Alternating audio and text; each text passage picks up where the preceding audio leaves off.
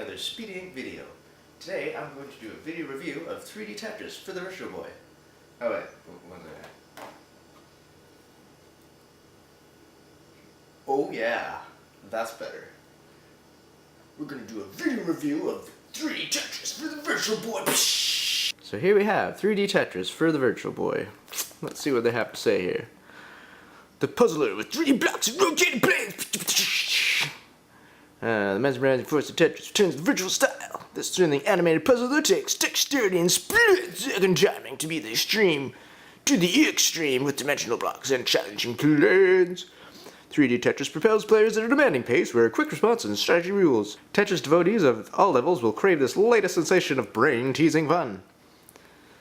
Manipulate 3D blocks and blah, blah, blah, blah, blah, blah. Yeah, that's about it. So, yeah, that's 3D Tetris. It's kind of cute, I guess. It's $9.96 at Walmart, which you can't get it for no more. This was more like a $100 at least game with a box and everything, so, wish I could have got it for that price.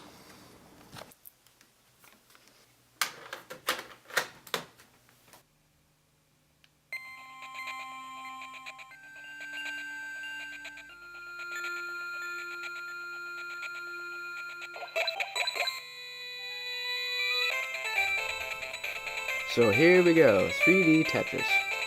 I'll start off with saying yes, this is the best it's gonna look. I can't set the frame rate on my camera to 50 frames per second, which is the Virtual Boy's frames per second. I tried 30 frames per second. 60 frames per second looks horrible. But the best result seems to be the 24 frames per second, since it's only 1 frame per second off of half of the Virtual Boy's 50 frames per second. So there's going to be a slow flicker still, but, well, you have to get used to it, I guess. So, now that that's out of the way, let's get to it. There are various modes to play in this game. We'll start off with Puzzle Mode. In this mode, you'll build shapes out of blocks, kind of like Lego, I guess. Now's a good time to explain the controls. So the left D-pad moves around your block around the playing space, while the right D-pad manipulates the block's 3D rotation, and the A and B buttons manipulate the block's 2D rotation. So on to puzzle mode. Here it wants me to build a race car.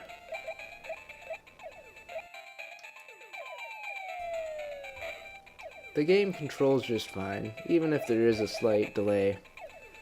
It's a slow-paced game though, so it doesn't really get in the way. The graphics are alright, the wireframe drop-in blocks help with the visibility, and the filled polygons do a good job of representing how the playing field is filling up. The graphics are kind of slow during play, but it's not a deal breaker. The sound is pretty good as well. T&E Soft made some of the better Virtual Boy tunes for sure.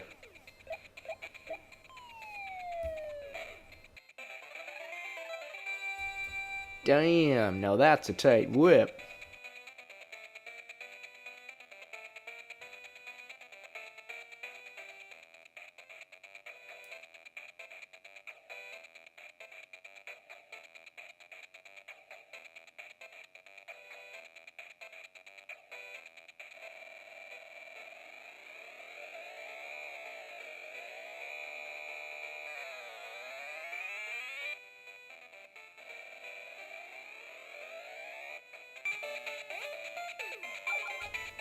Now we'll look at 3D Puzzle Mode Taipei.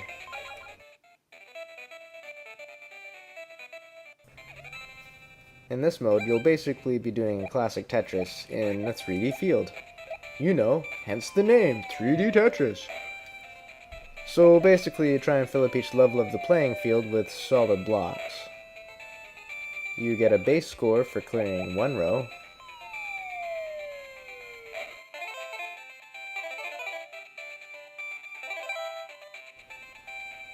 or you can get a multiplied score for clearing multiple rows.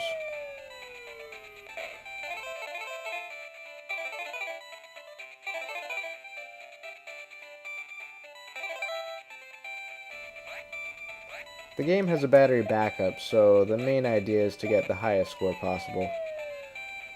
Given the style of this game, you can end up playing for hours, especially in easy mode. Because of this, I play this mode when I've got a good chunk of spare time.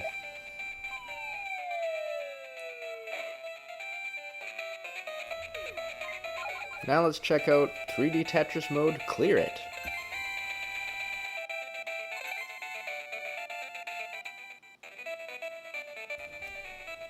This one's similar to the regular 3D Tetris mode, except they've split it up into stages. So in the first stage, for example, once you've cleared 5 solid rows, then you get to move on to stage 2. It's basically just a different way to play the same game, but it's nice that they give you the option.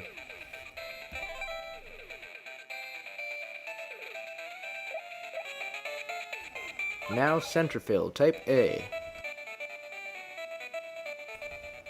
Now I'm not sure how to explain this game any better, so I'm just going to read this one from the manual. Centerfield Game. Place blocks symmetrically around the center square of each layer of the wall, and then drop a block into the center square. When a block is placed in the center square, the layer will be cleared if the filled-in parts of that layer are symmetrically placed around the center square. In this game, the center square of the well is a special location, and any drop block there will disappear. Yeah, that one's a little confusing, but basically just make lines through the center that are symmetrical. Type B of this mode is basically the same thing, but instead there's obstacle blocks, I guess, at the start of each level, so yeah, just more obstacles. And the Clear It version of Centerfield is basically the same as the Clear It version of the 3D Tetris, but you have to complete 10 layers to clear each stage. And that's about it, I guess. I'd say I'd give this game about a 7.4. It's pretty good. If you like building Legos anyway, this is a great game, as it's almost kind of like building Legos, like on the Virtual Boy, I guess. It's a cool addition to the small Virtual Boy library anyway, and I'd say it's worth a pick up if you can get it for a good price. Thanks for watching my video. We'll see you next time.